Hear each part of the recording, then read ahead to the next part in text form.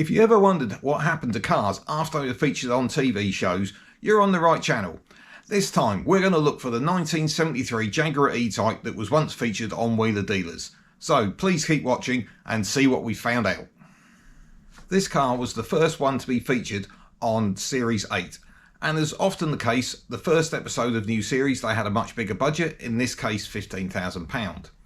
So they bought a Jaguar E-Type V12 Series 3 2+2, registration number NEE939M, and that registration number tells us this car was actually first registered up in Lincolnshire, in Grimsby of all places. And this programme first aired on the 5th of April 2011. Now, prior to this car being on Wheeler Dealers, I actually found an advert for it back in 2006. And this was on the xkedata.com website, which if you're interested in E-Type data, it's a very good resource. And someone had posted there, I believe it was Lofty, the details of an advert which looks very much like it was from eBay, with some pictures of the car looking, very similar to when we saw it in the show.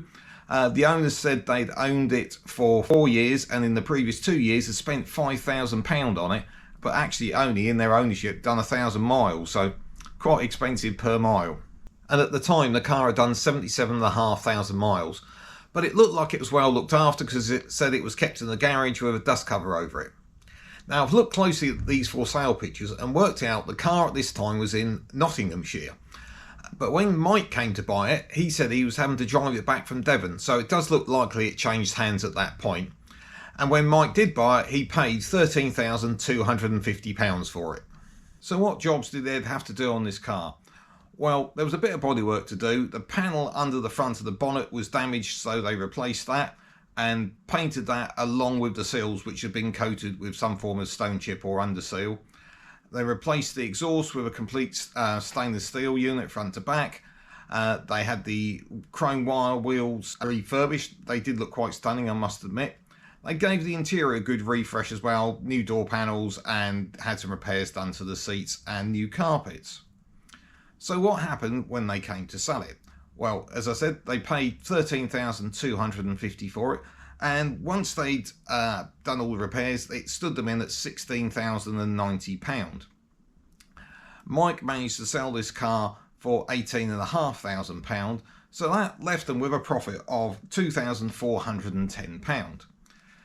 So if we do our usual thing, fast forward to the latest Practical Classics magazine valuation guide, and for that year of car, a V12 2+2, remember, it's quite an expensive one now, that would be £42,500 in what they class as Condition 1, which is our usual benchmark.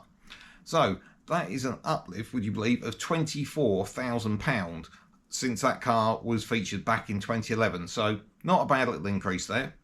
So the bit you're all really here for, what happened to that car post-show? Well, I always say that the MOT is a really good heartbeat of the car, and this one had an MOT in mid-2010, which I believe is sort of around the time that Wheeler Dealers acquired it. It then had MOTs annually right through to 2017. It done, by that point, about 5,000 miles since 2010, so hadn't gone very far. And all those MOTs, it generally sort of ticked along, had the odd fail, nothing significant. Of course, come 2018 in the UK, that car became MOT exempt because it was over 40 years old. So we've got nothing for it since then. A quick check on DVLA tells us the great news that it is actually showing as being taxed on the road, historic tax for vehicles over 40 years old. You don't actually have to pay for, but it does show that it is registered for the road, and someone is still enjoying it, which is great news. If we go over to my car check, we've got a few interesting little bits and pieces. We've got a change of ownership for it on the 21st of June 2010, which is where I believe that Wheeler Dealers acquired it. But interestingly, it had no MOT, the one I mentioned in 2010, literally the day after. Had a minor fail, but passed again the same day. At the start of the programme, the mileometer can be seen, and it's showing 80,127 miles.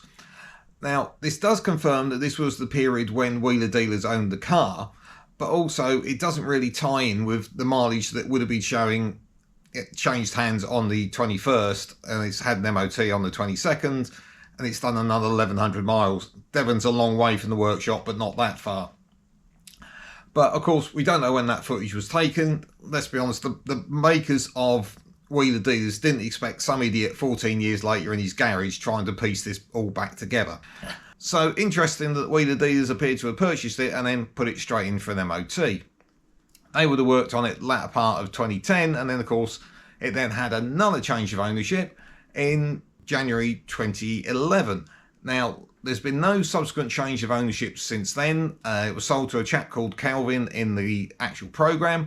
So I imagine he must still be enjoying it. It's obviously done a few miles since then, but it's a bit of a cheesy phrase, but it looks like it's found its forever home. And that, I'm afraid, is about it. I have searched all four corners of the internet. I've used all my normal sort of techniques. I can't find anything more on this one, I'm afraid. So this one is a little bit shorter than normal, but to be honest, I'm quite thankful because it is bloody cold in here. But I hope you've enjoyed that, and if you have, please give that like and subscribe a bit of a whack for us. Until next time.